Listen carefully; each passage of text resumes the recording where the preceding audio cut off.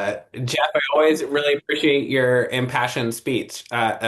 So, like, really glad I could hop in and hear the tail end of that. A lot of familiar faces on the call or names, since not everyone's on camera.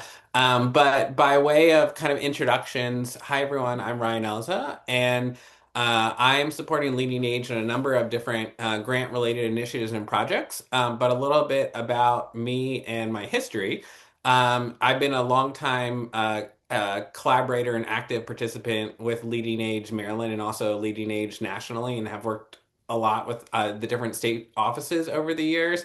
So most recently, I'm coming from federal service, where I was the principal lead for housing and services across the federal government. So I led an initiative called the Housing and Services Resource Center, in which we had a partnership between HHS, HUD, and 17 other federal agencies and offices that really supported a whole nationwide approach to ensuring that any individual, regardless of age or disability, had access to affordable, accessible housing and the wraparound support and services to live full and independent lives in the communities. So, a lot has changed within the federal government, and I kind of took an opportunity to kind of venture out on my own. I've since started my own independent consulting firm, of which Leading Age Maryland is one of my clients. And then prior to that, I was on the provider side. So I worked for Volunteers of America as their vice president of innovation and growth. So really looking at how we were developing new business and service models for our affordable senior housing, how to provide more enhanced services, looking at different types of health and wellness models. And we raised a lot of funding and grants in order to support kind of development of wellness nurse related models, community health workers, and other areas of interest, and also worked with our full spectrum of aging services, including our PACE programs. And then prior to that, I was actually on the philanthropy side of the equation and worked for AARP Foundation, where I led their social isolation work.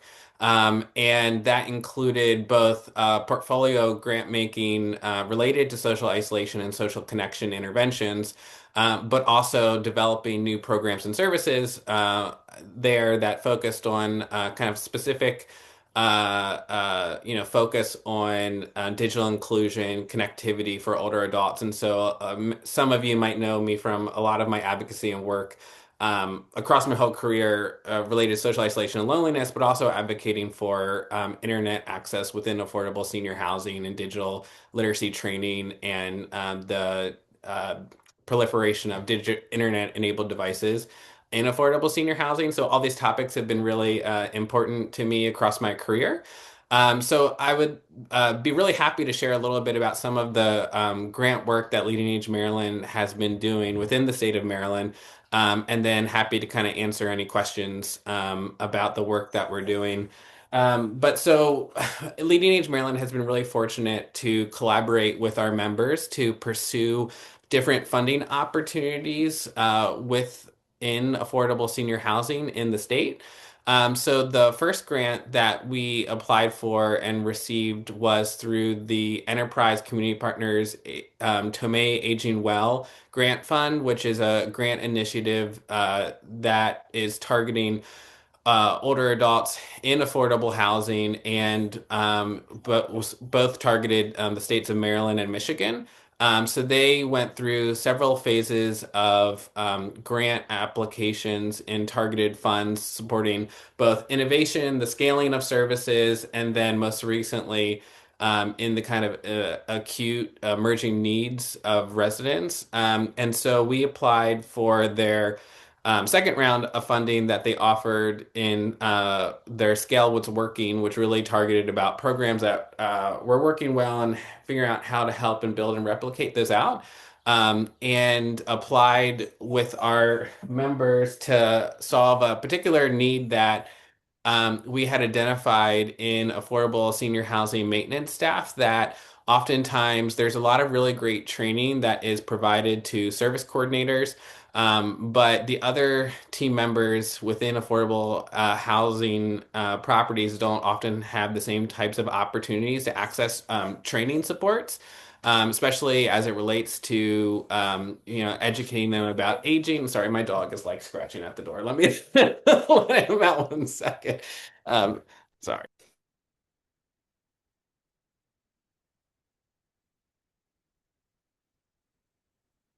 He's been like really rambunctious this morning. So he wanted to jump in my lap earlier when I was on a check-in call, and then he started growling at me. So we're not having a good day together. Um, but uh, we really wanted to kind of help bridge the gap in terms of the types of training, supports, and education available for property staff. With a specific focus on maintenance, and developed a training that targets staff in helping them to understand the aging process, how to work with older adults, how to identify red flags for residents who might have health and safety concerns as they're aging within the community, and how they can activate different types of supports in order to support that resident, and how they can work more collaboratively across the property as a team. So how they can work with service coordinators if there are service coordinators at the properties, how they can work with property management, how they can bridge communication gaps that might exist. How they can work together to address other concerns that pop up as it relates to grieving. We all know that staff, as they're working in properties, develop real relationships and emotional connections with residents, and it can be really difficult in the process of aging to lose those residents over time. And really helping them to build some of the tools and skill sets to be able to have some of those conversations and access resources related to grief. We developed the training and then implemented a pilot in three different phases in which we trained property staff, took in feedback, iterated on the curriculum in order to improve the experience for participants. And then, have at this point developed a finalized training program that we are continuing to offer within the state of Maryland for leading age Maryland members. And then we've also have been in conversations with other leading age state affiliates about how might they be able to provide the training to leading age members within their states. So we've been really excited about the progress and development of that training program. And we worked with the LTSS Center in the evaluation of the program as well. And so we saw significant improvements for those participants in pre and post surveys as it relates to their confidence and ability to respond to resident issues. They're building out their toolkits related to communication, and increasing their confidence in completing their jobs. So really excited that we were able to kind of go through the stages of program development to growing that, and then now continuing that training on as an offering within Leading Age Maryland. The next grant that we applied for was through the West Baltimore Renaissance Foundation, which is a local foundation to the Baltimore City within Maryland. And so we really, alongside a group of partners, we're trying to understand how we could help support older adults in response to the overdose crisis within the city of Baltimore. So, a couple years ago, there was an article that came out through the Baltimore Banner, one of our local papers here, that really highlighted the urgent crisis related to overdose within the city, and that it was disproportionately hitting older adults within the city, and that a number of affordable senior housing properties were hotspots for overdoses. And so we came together with partners to understand like how might we be able to help respond to this crisis and better build capacity within affordable senior housing in the city to be able to address overdose, and how might we be able to provide supports for residents. And so through that partnership, we really developed a kind of comprehensive whole person model that we wanted to implement within a set of initial properties to test out how might we provide both health and social supports and harm reduction education to residents. And so through that, we have been working with four properties in West Baltimore in which we've partnered with Grace Medical Center, which is a local hospital in the west part of Baltimore, who is delivering health education and wellness services to residents through their community nursing program. So we have a wellness nurse and community health worker that come to the properties twice a week and do health education, do blood pressure readings, and also help connect residents to medical services. And then we have a peer recovery specialist that's coming in alongside the team who is helping to build relationships with residents, talk about their own lived experience with substance use, and help connect residents who are interested in treatment options to treatment through New Hope Treatment Center, which is also a part of the same health system that Grace Medical is a part of, and working to also help connect residents to different types of benefits assistance. And then we're working with Civic Works, who is a local organization in Baltimore that provides third-party service coordination. So they've been coming into the properties on a weekly basis, helping residents apply for benefits, and assisting them with service coordination activities. And then we work together collaborative across the partners in an interdisciplinary team format to really do collaborative case review of how we're working with residents, how we can bridge gaps, how we can do warm handoffs between the team members in order to help those residents who are experiencing addiction or substance abuse get connected with the right supports and services. And then in addition to the kind of enhanced services that are delivered at the property level, we're also providing harm reduction training and education to property staff and to residents themselves. Overdose response education as well. So, how do you administer naloxone or Narcan in the event of an overdose? We've made low barrier access to Narcan available at those properties. So we installed naloxone cabinets in each of those buildings where residents can, in the kind of main public areas, in the lobbies or by the mailboxes, they can quickly, easily grab Narcan and naloxone and be able to administer it if they need it. That program has been as of December, we did completed our first year. We were renewed with funding for a second year from the West Baltimore Renaissance Foundation.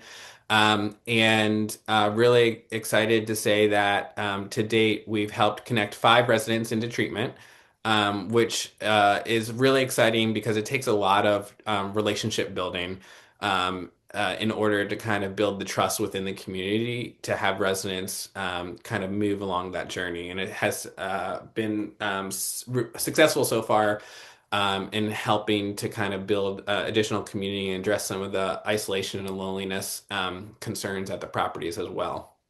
So, building on that work that we've done, we've also developed a relationship with the University of Maryland, Baltimore within the city as well, who has developed a similar place-based model addressing addiction in affordable senior housing, in which they've delivered a nurse and a peer recovery specialist at 2 properties in West Baltimore. And so, through our work, we've started a larger collaborative of organizations that are trying to tackle uh, overdose and addiction for older adults within the city. And University of Maryland has been an active partner there. So we've been sharing best practices through that collaborative and built a kind of a stronger relationship with them.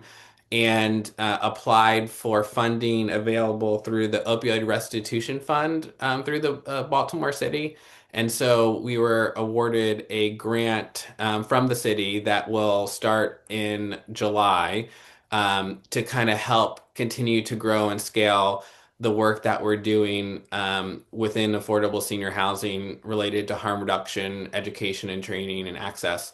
Um, but that's we're really excited about that kind of opportunity to continue to grow that body of work that we've been doing alongside the University of Maryland. And then the last grant that I'll just mention is we applied and received funding through the Tomei Innovation Fund to develop and identify a financing mechanism for enhanced services in Thank affordable you for joining us today. senior housing. And that was specific to Maryland.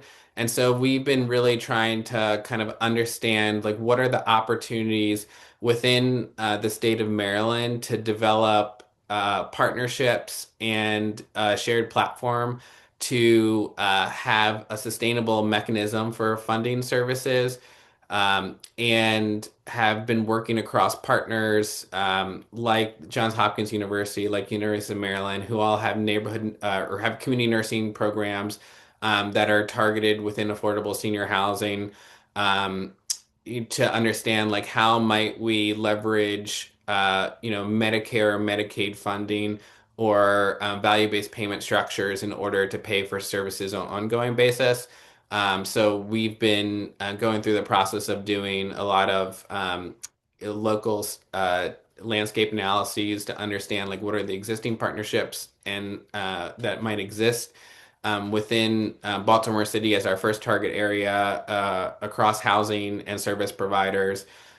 We've talked with a lot of state and city officials about different funding mechanisms, and we're currently in the process of mapping out a kind of meeting of key stakeholders to figure out could we collectively, you know, bring together a vision of what it might look like to collectively advocate for financing for services and housing. So that was a lot of information, but happy to answer any specific questions or Yeah, take a Ryan, I deeper know dive. that, the community partners that we've had in applying for these grants, making us competitive to receive the grants, if I could, if that's the appropriate term, I think. Can you talk a little bit about that? If somebody's just considering, we really need some funding for X, what would be our first step and how would we involve a community partner? Can you just talk about like the foundation of when we started a little bit? Yeah, absolutely. So I think when you're looking or kind of starting from that like a problem solving perspective of right like we identified that there's a core need for our residents or within our communities that we're seeking to address trying to do some initial research to understand who are those change makers and leaders in the community who are active in trying to help and solve those problems and kind of reaching out to those organizations. Those might be organizations you're already like currently working with who are providing some level of services or some level of engagement into your properties or communities, but kind of approaching them and having the initial conversation of scoping out like, hey, like we've recognized that, a lot of our residents, lack access to transportation, and we're trying to figure out how might we be able to either help residents apply for the local mobility program or Metro Access or whatever it might be to better connection rates there, or how might we be able to help advocate locally to have a bus stop added to in front of the property, but really trying to understand like who are those potential stakeholders who are leaders in the space and approaching them and having those conversations is always like a really great start. One of the things that, I try to do is on a given topic or area, understanding what events and meetings or meetups might be happening related to those to see kind of like who shows up to those, who are those leaders, like participating in local conferences, local meetings in which you have panel discussions and like seeing who some of the thought leaders are in this space. And just being willing to go up and introduce yourself after they've talked, or if it's virtual, like shooting an email or connecting with them on LinkedIn. But I think kind of first understanding the local like landscape and ecosystem of like who are those people is always a really helpful first step, and also leveraging those in your network. So, oftentimes if someone brings up, a particular need to me, I ask like people within my network, like, hey, do you know any transportation's on my mind because we were literally just having a meeting with this across our partners. But do you know any like transportation services providers at the local level that are consistent and can help meet the needs of some of our residents? And you can provide a referral to. And so just asking around about being connected to the right person. Yeah. Where do you feel like proposals fall short? Is it that that you've seen that you want to highlight as in a challenge in the just the proposal process again? Yeah, absolutely. So, from my funder experience, I will say I was always really surprised at the number of applications that we received, that it felt like the person who completed the application did not read like the RFP at all, and didn't align their initiative, their program with the goals and objectives of the foundation that we were trying to achieve, and didn't actually take the time to really tailor the um, proposal to kind of our organizational goals. A lot of times it felt like people had these proposals they've been submitting everywhere. Mm. And we're just hoping to get lucky.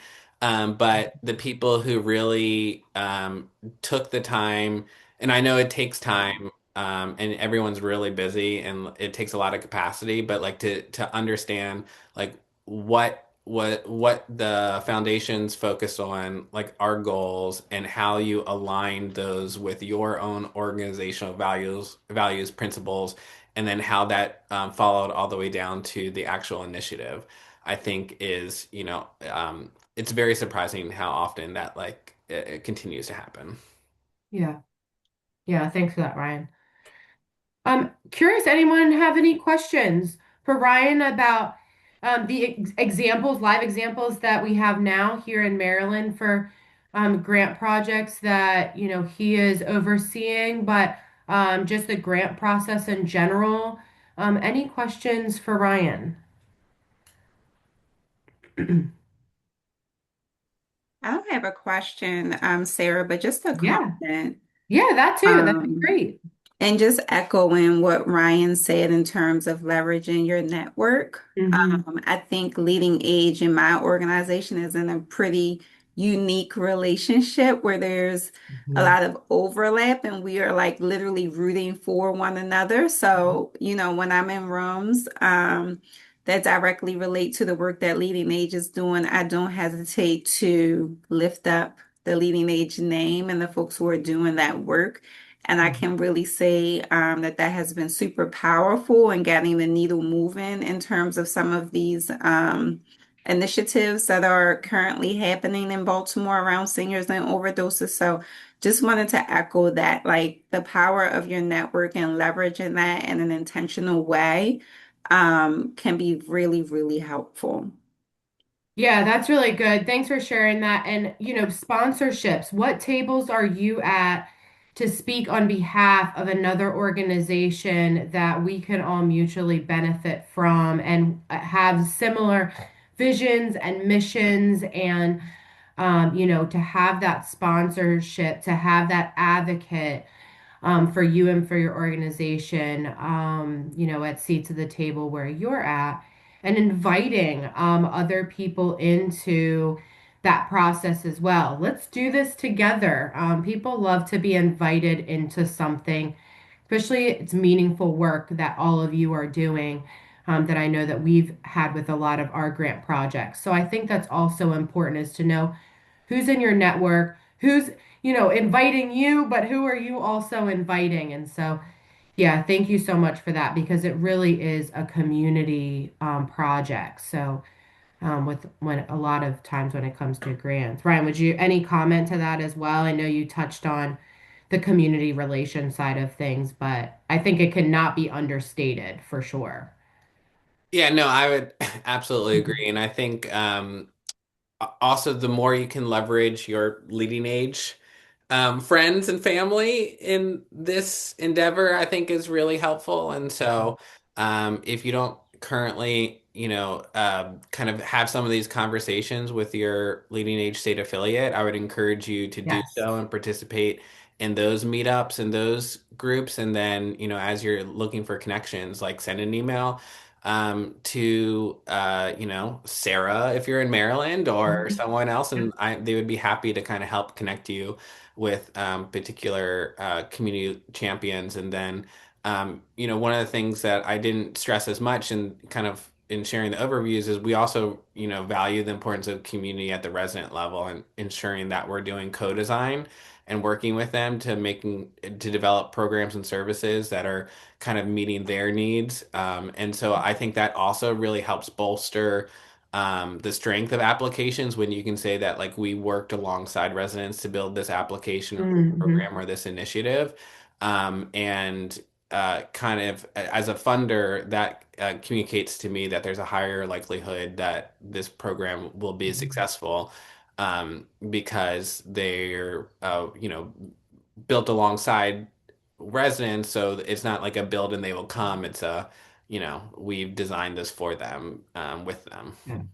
Yeah, and I think that's similar with our advocacy work too, right? The most powerful thing we can do in our advocacy work is give that data that we have, but also share the stories of that the residents have and gathering those testimonials, their experiences is really, really valuable in terms of our advocacy. So it's similar here in a proposal is to, have them be a part of the process in creating that. So yeah, Ryan, thanks for that. Jeffrey, your hand's raised. Would love to hear Yeah, your just thoughts. for a moment. Yeah, sure. Grants are so important, but as they're competitively scored, hitting the benchmarks. Often, if you folks know a DDA, difficult development areas from the census tract, if you have a property there and say it's a remote area and folks just can't exist there because they need transportation, they need. You could go if you've heard of the CRA program, Community Reinvestment. I don't talk well anymore. I'm sorry. Community Reinvestment Act program. They have to meet thresholds. Banks with the OCC and also there's a board that oversees the CRA activities, and you could approach them because that'll go to their scoring to meet them in like a Bank of America where everywhere, for example, or a local boutique funder or a hedge fund, and potentially get you that van that you can't afford yourself, and Mhm. that'll get the units filled. And some buildings are vacant units because they don't have the ability to go 61 miles. I'm lying about the distance, but 61 miles to get to a food store or get medical help or medical services, if you folks agree on that. I mean, grants are so important, but they're so difficult at this point because things are just drying up, and Mhm. thinking outside the box. I'm a square peg that tries to go in a round hole all the time. Ryan seen me on the national stuff. Um, Mhm. and it just, you may not think these are good ideas, and I apologize if I'm wasting your time, but just to try to figure out something else, the biggest bang for the buck, or if you're looking for benefactors, as a lot of the folks here do philanthropy. Yeah, no, Jeff, Yeah. I no, I agree completely. So like one of the things like I always try to advocate as like shared value creation, which I think you kind of identified. It was like, Yeah, what's a pain point this person has, and what's a pain point that we have, and like how can we kind of collectively solve that together?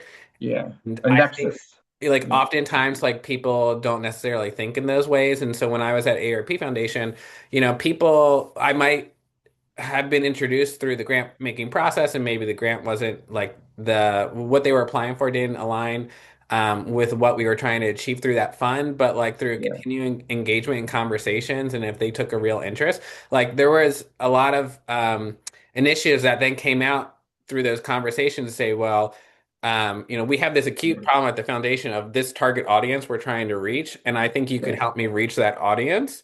yeah. And we did like direct funding to those organizations to achieve those goals that like happened outside of the standard grant making process. And like it was just because we had those conversations and people really looked to like to ask the question of like, well, what are you guys struggling with and how might we be able to help you? And I think that's always a really good way to start a conversation. And that's an awesome view or set of spectacles to look at it. Yeah. I mean, versus a grant has those four corners of a grant's a contract. That's all it is. Yeah. I mean, I don't mean to minimize what it is. It's a lot, but you have to meet the specs of what it's looking to provide funding for. And if you don't meet them, you're not getting scored at all. It's going to that side of the room. You know, yeah. All right. I'll mute myself. No, it was great. Thank you so much. I loved your comments. Thank you for unmuting.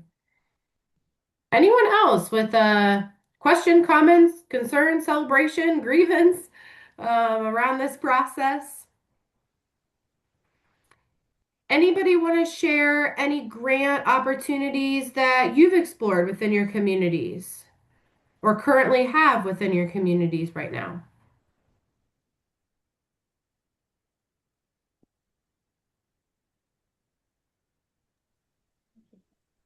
I don't know, Sarah, because I'm not in housing per se, but I come across a lot of our members who are transitioning from living independently at home and needing a more manageable space, like moving into senior housing or have had some mobility issues where they need accessible housing that's Mhm. provided in these spaces. So that's why I sit in to kind of like see where things stand as far as funding and all of that goes, because that application process, as we know, can be lengthy. Mhm. And to know where the funding is going, what new programs are coming down the pipeline, Mhm. because it helps me kind of steer folks that call for those resources in the right direction. Should Yeah. they look outside of their county? Like some of the people are maybe Pennsylvania, New Jersey. If you have an adult child out of state, is it probable for you to see if there's housing availability closer to where they are? So that's what I get from sitting in on these housing happenings for local and, things outside of our area, because I deal with a lot of members or people calling for resources for their parents being an adult child living in another state or another jurisdiction. Yeah, thank you so much, Danita, and we love having you attend every month. Yeah, really, really helpful. Curious, Ryan, what are you seeing? Popular may not be the right word, I'm not sure, but are you seeing any type of funding that just seems really hot right now, really, really popular? Is there anything, really, is there a certain type of funding that just seems, really popular? Um, that's a good question. Um, I think I would say the philanthropy like has taken, I think so partially philanthropy is looking at like there have been very significant federal cuts that are causing real pain and really negative outcomes, and Mhm. philanthropy has stepped in to a certain extent to figure out how might they help bridge some of the gap, but also at the same time I think they're starting to take a little bit of a step backwards to say like um, what will it look like over the next few years, and how can we be smart about our investment in order to make sure that we're not burning too much too quickly, since the Mm, need is so great across so many different areas. So I think it is a really interesting time, like to be looking at philanthropy. So mm, I would say a lot of folks, like large foundations and whatnot, have kind of stepped in to try to bridge some of the gaps, and there's been less of a focus on innovation right now. okay. Um, but I think it's anyone's guess at like in the next like couple years, kind of like where things will go. I think I would look at the state and local level to understand like what are some of the pressing community needs, Mhm. as opposed to kind of some of the national perspective. So like we talked a lot about substance use and addiction in Baltimore City, for example, right? Like that's a really pressing issue for the city, and so there's a lot of collective will, both from like funding coming directly from the city and then also from philanthropy as well. So I would just kind of encourage people to kind of understand what is important locally, because a lot of the times like that will help kind of shape some of your strategy. Yeah, and we've talked about on this call, one thing that technology, also transportation comes up often. I mean, I don't think we can have a service coordinator peer networking group, I know here in Maryland, without talking about the challenges around transportation for residents and for older adults. So, but yeah, Ryan, I think that that's really smart is to say, go back to your local area and see, what is some of those key important issues, that people are talking about. Yeah, and there's like transportation's an interesting one that like I think there's a lot of ways people can think outside of the box for that. And so like under Title III of the Older Americans Act, the local area agencies on aging are funded, and transportation is one of those key services that's available, but they're able to use that funding in really flexible ways. And can those dollars that are spent on transportation can also count towards the match funding required from the Department of Transportation on a lot of like transportation um, development dollars that could then be paired with like housing development dollars, in which you could have housing aligned with accessible transportation, whether that's like near a metro stop or a train stop or a bus stop or other types of like creative solutions. So I think encouraging people to kind of look at some of those opportunities and have a conversation with your local AAA about transportation is an area that I think people, they might work at the individual level in helping a resident apply for transportation related services, but like have the conversation at the property level and say like, hey, we have this amount of need. Like, is there something that we could do creatively to maximize the amount of like transportation dollars you have in order to serve more residents? And how could you bring in like local county officials into that conversation as well? That's great. Thanks, Ryan. Any other questions, comments, concerns, celebrations, grievances?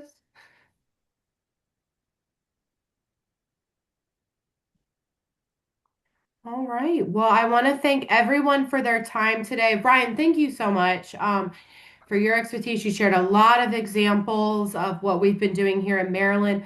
Again, as Ryan said, Shauna said, reach out to your local um, leading age affiliate. We are definitely here. There may be other communities. If you're looking for, grant opportunities for a certain need, you're probably not the only one. So reach out. There may be other members that you can partner with, other communities you can partner with. And we'd love to get you involved in those conversations. And we know that you all are closest to the process. So we want to hear from you. what challenges you all are facing, what your needs are within your community. So just stay close to your leading age association. It's a huge piece of why you are members of an association is for a network and community building in that way. So definitely encourage you to do that. Reach out to us. Next month, I'm really excited. We're having a topic that I don't think we've ever had for housing happenings before, and it's on water management. So, proactive and innovative approach to water cost and risk reduction. So, around water management.